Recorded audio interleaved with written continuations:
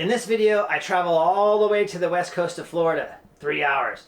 I was invited over there by another YouTube photographer for a day of bird photography, and of course, I didn't want to miss out on this cool opportunity. I took my D850 and the Sigma 500mm f4. Now, I just wanted to let everyone know that I won't be keeping the Sigma lens because, in my experience, it was having some focus issues, specifically with like continuous autofocus to where not every shot was in focus, so I've returned that lens. Anyways, let's go have some fun. Every once in a while, something catches my eye and I have to pull over and take a shot or two. Who am I kidding? This happens all the time and it drives my family nuts. These hay bales in the early morning light are the perfect example. Add a little misty fog to the background, slap a road in the middle, and you have a recipe for a nice shot. I didn't have any wide-angle lenses on me, so I used the always dependable Nikon 200-500 to grab a couple of quick shots on the D850. A wise person once told me, the best camera is the one you have in your hands. These were both shot on a tripod in very low light with slow shutter speeds.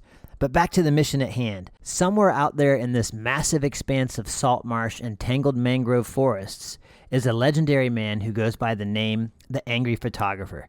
He may be angry, but he was nice enough to invite me and my son on a birding adventure in J.N. Ding Darling Refuge on the west coast of Florida. Hey, hi. It's Uncle Fester. Ken. We're going to see if we can get some birds. The first bird we found was this beautiful bathing osprey. I've seen and photographed this species of bird more times than I can count, but I've never seen them take a bath like this. What an awesome opportunity to grab some great images. In this series of images, I was using the Sigma 500 f4. I used a fast shutter speed of 1/2500th of a second to freeze the motion and catch some of those flying water drops. The bird wasn't too close, so I shot with a wide aperture of 5.6. And it's always nice when another bird shows up on the scene to photobomb your shot.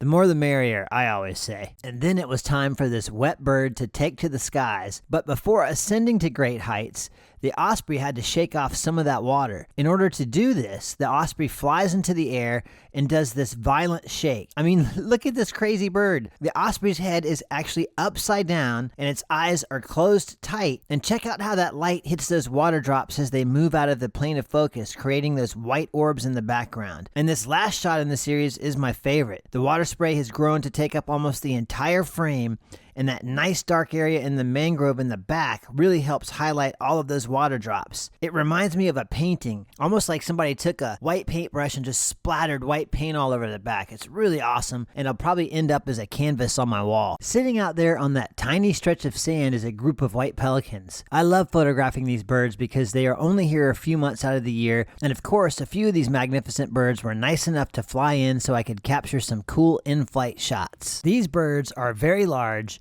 and as you can tell, very white. The color white reflects all light back to your eyes and your camera. This is why many white birds appear to be blown out or overexposed. In order to prevent these beautiful white pelicans from being overexposed, I dialed in a little bit of negative exposure compensation. I was shooting in manual with auto ISO enabled. Adjusting the exposure compensation is a cool way to actually control the ISO, even though auto ISO is enabled. In this case, it helped me preserve the whites on these big wintering white pelicans. Sometimes you have to stop and take a look at the little things in life, like these fiddler crabs who are busy raising their pincers as if saluting some unknown giant. Hey, wait, maybe they're waving to me.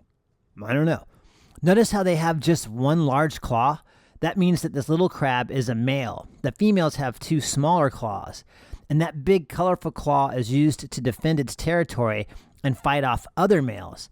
That big claw can also be used to help protect the crabs from things like this little blue heron, who silently watches from above, waiting for the precise moment to strike. Its body perfectly still and rigid, wound up tight like an old mechanical clock that is just seconds away from signaling an alarm. And when that alarm sounds, this little blue heron strikes at the speed of light, burying its beak in the soft mud and pulling its body behind it as a type of recoil. The small fiddler crabs who were busy saluting each other are now missing one of their crew. The little blue heron swallows this fiddler crab whole. And just think, all of this happened in the blink of an eye. This is one of the coolest things about photography, being able to see things that happen far too fast for our minds and eyes to comprehend.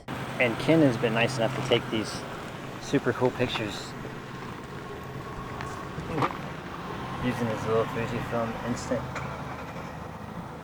What kind of game was it? Instax. Instax? That's a cool little camera. Hopefully that's in focus. Look. Technology. It's the future. Yeah.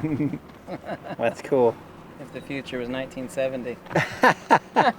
And then we were lucky enough to see and photograph the rarest egret in North America, the always beautiful and always entertaining reddish egret. This is one bird that never ever disappoints. They are often graceful like this pose here.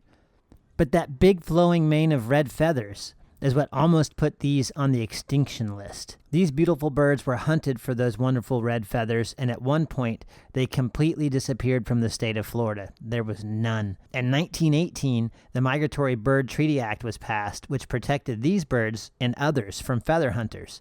Their current numbers are unknown, but they are thought to be declining once again. So it is always a pleasure to witness these magnificent birds. Here's a quick look at the settings I used for this series, and you might be wondering why I chose a fast shutter speed of 1/2500th of a second. Reddish egrets are brilliant hunters that have no problems performing right in front of you. I knew from past experiences that keeping a fast shutter speed was a necessity if I wanted to be able to capture these birds in action, and this proved to be true once again. And this is why you need a fast shutter speed when photographing reddish egrets. They love to run through the shallow waters while throwing their wings up over their heads. They do this to help block the glare on the surface of the water, which helps them see a tasty fish below. They do this very, very quickly, and they're always extremely erratic until they finally make the plunge and try to grab a fish from the water. It looks like this hunt was unsuccessful. Or was it? I guess this reddish egret was just savoring the taste of this little fish before tossing it into the air and swallowing it alive. And finally, one final shot of this beautiful bird resting after all of that hard work. And what do you know? This reddish egret has a tracker on its back. You can clearly see it in this shot along with an antenna. I never even noticed that until I started putting this video together. How cool. After the reddish egret experience, we headed out looking for more birds, and we came across something that I never grow tired of: feeding brown pelicans. Brown pelicans are very common in Florida, and they are often considered pests. I personally don't think these birds get the respect they deserve. These birds look like pterodactyls. There are very few creatures on this planet that can fly high into the sky and come crashing into the water headfirst without injuring themselves. Brown pelicans somehow manage to do exactly this, but they somehow grab a fish the moment they make impact with the water. Imagine trying to dive 25 feet out of the air into the water, all while grabbing a fish the moment you hit the surface of the water. Do you think you could do it? No, me neither. But these pelicans do it all day, every day, and it's absolutely incredible. You will need a fast shutter speed, a camera with a fast lens, and a fast autofocus system. You'll also need a very polished technique in order to capture an entire sequence like this one. I was shooting at 1/2500th of a second and an aperture of f5 with auto ISO enabled. The most difficult part with this is tracking the bird. It is relatively easy to follow the pelican as it comes falling out of the sky. The really difficult part is stopping at the same exact time the pelican hits the water. When I first started photographing diving birds, I noticed I would always keep lowering the camera even after the bird hit the water, and of course, I would always miss that awesome shot of the bird making impact. Two things have helped me get much better at this type of shooting. One, lots and lots of practice. And two, shooting with both eyes open. This way I can see when the bird makes contact with the surface of the water, so I know to stop panning down. And eventually, I just got the hang of both. After the brown pelican experience, the angry photographer treated me and my son to a wonderful lunch. We thanked him for the great day and parted ways. On the long drive home, I got to capture a shot of one of my favorite birds, the always awesome crested caracara. Do you like these videos I'm making? Well, I have a really cool announcement to make. Now you can come with me and we can do exactly what I do in these videos. I now offer photography workshops. There's a link in the description below that'll give you all the information you need to know on how you can do that. But hurry up because they're selling out really quick. And I really want to thank Ken, the angry photographer, for inviting me and my son out to shoot with him for the day. It was a fantastic experience. He then took us out to lunch. We all had a good time. As always, click the thumbs up. If you haven't subscribed, go ahead and do that. Share this video, that's a huge help. And comment and let me know what you thought about everything that happened in this video. And until next time, see you later.